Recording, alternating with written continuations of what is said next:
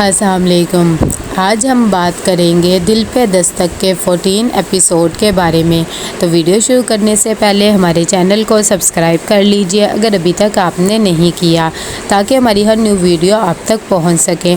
यहाँ पर सारा बहुत ज़्यादा गुस्से में होती है, उसे साथ पे बहुत गुस्सा आ रहा होता है और वो कहती है कि पता नहीं अपने आप को क्या समझता है। कितनी देर में रज़िया सुल्ताना आ जाती है और कहती है कि बेटा तुम किस बात पे इतना गुस्से हो और किस पे इतना गुस्सा निकाल रही हो, मुझे तो तुम्हारी समझ में नहीं आती है।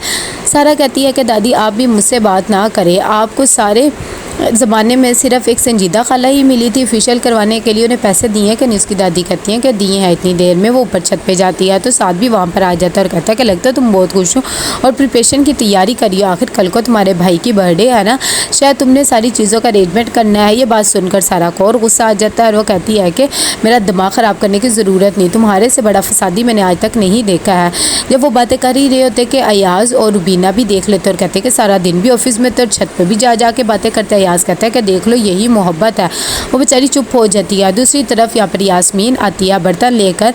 जब रुबीना खाली बर्तन देखती है तो कहती है कि है खाली बर्तन ही ले आई हो।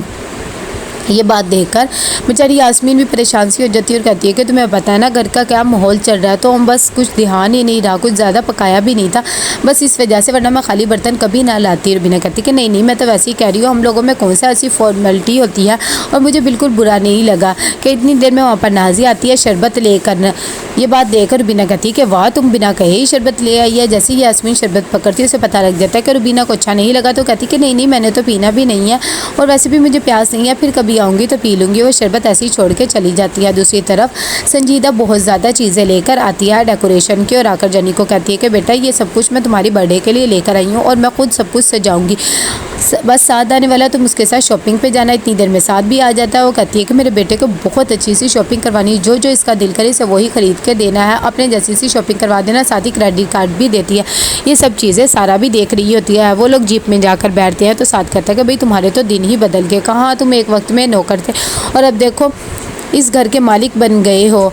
जॉनी कहता है कि मुझे तो पहले ही अपने आप का पता था कि मैं कुछ ना कुछ तो हूँ, आप लोग मुझे नौकर समझते होंगे लेकिन मैंने तो अपने आप को कभी नौकर नहीं समझा, मुझे पता था मैं कोई बड़ा इंसान ही निकलूँगा। कि वहाँ पर सारा भी आ जाती है और कहती है कि मुझे भी तुम लोगों के साथ जाना है क्योंकि ये मेरे बाप का क्रेडिट कार्ड है, मैं देखना चाहती हूँ कि ये क्या शॉपिंग करना चाहता है और वैसे भी तुम पीछे हटो, मैं साथ बैठ के जाऊँगी। पहले तो वो बहुत ज़्यादा मना करते हैं, फिर साथ कहता है कि अच्छा ठीक है यार जाना चाहती है तो बैठने दो, वैसे भी आज बहुत इंपॉर्टेंट और स्पेशल डे है ना, आज के दिन हम गुस्सा या नाराज़गी नहीं कर सकते। तो जॉनी भी मान जाता है। यहाँ पर यास्मीन जब आती है तो देखती है संजीदा सारी डेकोरेशन वगैरह कर रही होती है, वो खामोशी से वहाँ से चली जाती है। दूसरी तरफ मॉल में जाते ही जॉनी के तो तेवर ही बदल जाते हैं, कभी एक दुकान से दूसरी दुकान, दूसरी दुकान से तीसरी दुकान, ये चीज़ वो चीज़, ये सब देखकर सारा हैरान हो जाती है। वो फ़ौरन अपने बाप को कॉल करती है और कहती है कि ये क्या आपने जॉनी को अपना क्रेडिट कार्ड दे दिया है, इतनी ज़्यादा शॉपिंग कर रहा है, एक दुकान से निकलता है दूसरी दुकान में, दूसरी दुकान से निकलता है तीसरी दुकान में। इसका बाप कहते हैं कि भाई क्या हो गया, करने दो शॉपिंग, वैसे भी मैं कमाता किस लिए हूँ, इसीलिए तो कमाता हूँ ना तुम लोग की खातिर, और अगर वो शॉपिंग कर रहा है तो भी कर लो। ये बात सारा को गुस्सा दिलवा देती है और वो आती है और कहती है कि मुझे ये क्रेडिट कार्ड दो, मेरे बाप का है और वैसे भी मैंने भी शॉपिंग करनी है। जॉनी कहता है कि हाँ करो भाई, दे दो इसे कार्ड, क्योंकि वैसे भी आज मैं बहुत खुश हूँ। सारा कार्ड ले लेती है। दूसरी तरफ यहाँ पर बर्थडे पे आती है जब नाजिया, तो आकर जॉनी को गिफ्ट देती है और कहती है कि इनमें वो सब नज़में और गज़लें हैं जो मैंने तुम्हारी लिए लिखी थी। जॉनी जब ये सब चीज़ें देखता है तो बहुत ज़्यादा खुश हो जाता है और कहता है कि तुम मुझसे नाराज़ क्यों, लेकिन वो चली जाती है। साथ आता है और कहता है कि मेरे ख्याल से तो मैं इस मौके का फ़ायदा उठाना चाहिए और सबके सामने आप दोनों की मंगनी का ऐलान कर देना चाहिए कि मैं नाजिया से ही मंगनी करूँगा। यहाँ पर वो सब देखता है कि यास्मीन नहीं है, वो उसके पास आता है और आकर उसे मनाता है और कहता है कि मेरे लिए तो हमेशा से आप ही माँ रही हैं सारा बीबी की और मैंने आपको ही सब कुछ समझा, अगर आप नहीं होगी तो मैं अपनी बर्थडे कैसे करूँगा। यास्मीन उसकी खुशी की खातिर चली जाती है। तभी जॉनी जाता है और जाकर केक कटिंग करता है और बहुत ज़्यादा खुश होता है कि इतनी देर में वो कहता है कि मैं सबके सामने एक ऐलान करना चाहता हूँ और एक बात कहना चाहता हूँ। जब ये सब चीज़ें सुनते तो हैरान हो जाते कि आखिर क्या बात करनी है। सारा दिल में सोचती है कि मेरे ख्याल से तो वैसे भी भूखा नंगा है, जायदाद में ही अपना हिस्सा मांगेगा और ये कर ही कह सकता है। लेकिन जॉनी कहता है कि मैं नाजिया के साथ अपनी मंगनी करना चाहता हूँ और मैं सबको ऐलान करता हूँ कि इतनी देर में अपनी माँ की अंगूठी लेता है और नाजिया को आकर पहना देता है और कहता है कि ये लो मंगनी हो गई है। रुबीना जब ये चीज़ देखती है तो उसे धचका सा लग जाता है कि ये क्या हो गया। दूसरी तरफ संजीदा और उसका बाप भी बहुत ज़्यादा परेशान हो जाते हैं। लेकिन जॉनी कहता है कि मैं शादी करूंगा तो इससे ही करूंगा। जब अड्डे का फंक्शन ख़त्म हो जाता है, संजीदा कहती है कि बेटा तुम्हें यही लड़की मिली थी, मैं तुम्हारे लिए इतनी अच्छी अच्छी लड़कियां ढूंढ के ला सकती हूँ। शकील भी यही कहता है कि वो एक नौकरानी है और तुम मालिक हो। लेकिन जॉनी कहता है कि मेरा फ़ैसला हरगिज़ नहीं बदलेगा, मैं शादी करूँगा तो सिर्फ़ और सिर्फ नाज़िया से ही करूँगा और किसी से नहीं करूँगा, और इस बारे में मैं कुछ नहीं सुनना चाहता। सारा कहती है कभी वैसे तो मैं इस मामले में बोलना नहीं चाहती, लेकिन मेरे ख्याल से आप लोग क्यों पीछे पड़े हैं, अगर उसे वो पसंद है तो शादी करने देना, इसमें नौकरानी की क्या बात हो गई है। इस बात सुनते ही यास्मीन भी कहती है कि मैं भी जॉनी की तरफ ही हूँ और मेरे ख्याल से भी हमें उसकी खुशी देखनी चाहिए और मेरा वोट भी इसकी तरफ है। संजीदा कहती है कि यहाँ कोई वोटिंग चल रही है और वैसे भी क्या तुम्हारा बेटा होता तो तुम इसकी नौकरानी के साथ शादी होने देती, हद हो गई है। ये बात सुनकर उसे बहुत गुस्सा आता है। दूसरी तरफ नाज़िया बहुत ज़्यादा खुश होती है, वो आकर सबको अपनी अंगूठी दिखाती है और कहती है कि देखा मैं आपको कहती थी ना, आखिर आज मेरा सपना पूरा हो ही गया है। सारा यहाँ पर बहुत ज़्यादा परेशान होती है। वो दरजान को फ़ोन करती है, उन्होंने कहती है कि प्लीज़ आप घर में आए और दादी को समझाए। वो ज़िद पकड़ के बैठी, वो जॉनी की मंगनी नहीं होने देंगी।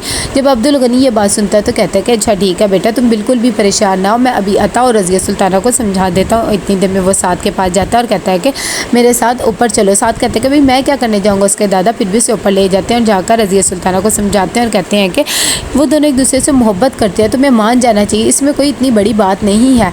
रज़िया सुल्ताना बेचारी खामोश हो जाती है। जब अब्दुल गनी चला जाता है तो सारा बातें सुन रही होती है। साथ दादी को भड़काता है और कहता है कि भाई जॉनी आपका पोता है, आखिर इतने देर बाद तो उसे इज्जत मिली है और अब देखो फिर से उसकी एक नौकरानी के साथ मंगनी करने हैं। उसकी दादी कहती है कि हाँ भाई यही तो मैं कह रही हूँ कि उसके साथ नाइंसाफ़ी हो जाएगी। जब सारा ये बातें सुनती है तो उसे बहुत गुस्सा आता है। साथ जब जाने लगता है तो उसे कहती है कि तुमसे बड़ा फसादी मैंने आज तक कोई नहीं देखा है। एक तरफ तुमने जॉनी को उकसाया कि मंगनी का कह दो सबको और दूसरी तरफ अब तुम दादी को ऐसे कर रहे हो। साथ कहते हैं कि भाई मैंने उसकी खुशी देखी तो उसे मैंने कह दिया और दादी का नहीं अच्छा लग रहा तो भाई मैंने उनकी साइड ले ली, इसमें क्या बात है, और फसादी मैं नहीं बल्कि तुम हो। थोड़ी देर में वहाँ पर अयाज़ बुला लेता है सारा को और उसे कहता है कि भाई क्या हो गया। सारा से सारी बात बताती है और साथ ही जो ऑफिस में हुआ था वो भी बता देती है। अयाज़ कहता है कि मैं तो कहता हूँ तुम इसे ऑफिस से ही निकलवा दो। यहाँ पर साथ को उसका बॉस फ़ोन करता है और कहता है कि सारा ने एक ईमेल भेजा है जिसमें तुम्हारी बहुत ज़्यादा बुराइयां हैं, अगर वो आकर अपनी ये ईमेल वापस ले ले तो तुम्हारी नौकरी बच जाएगी। जब साद ये चीज़ देखता है तो वो हैरान हो जाता है। वो फ़ौरन सारा के पास जाता है और उसके मिन्नतें तरले करके कहता है प्लीज़ मेरी बात सुन लो। लेकिन सारा नहीं मानती है और कहती है कि ज़रा थोड़ी और मिन्नतें तरले करो फिर शायद मैं सुन लूँ तुम्हारी बात। दूसरी तरफ यहाँ पर रज़िया सुल्ताना आती है अब्दुल गनी के पास और कहती है कि तुमने जो बात करनी थी वो तो करी नहीं। सारा और साद की शादी के बारे में क्या सोचा, तुम तो जॉनी और नाज़िया की शादी का बस सोच रहे हो, मुझे तो समझ में नहीं आ रही मैं क्या करूँ। तो वो कहते हैं कि वो दोनों तो वैसे भी राज़ी है और तुम इन मामलात में ना पड़ो। जब मियाँ बीवी राज़ी हैं तो फिर हम लोग क्या कर सकते हैं। तो कैसा लगा एपिसोड, लाइक एंड शेयर करके लाजमी बताइएगा। अल्लाह हाफ़िज़।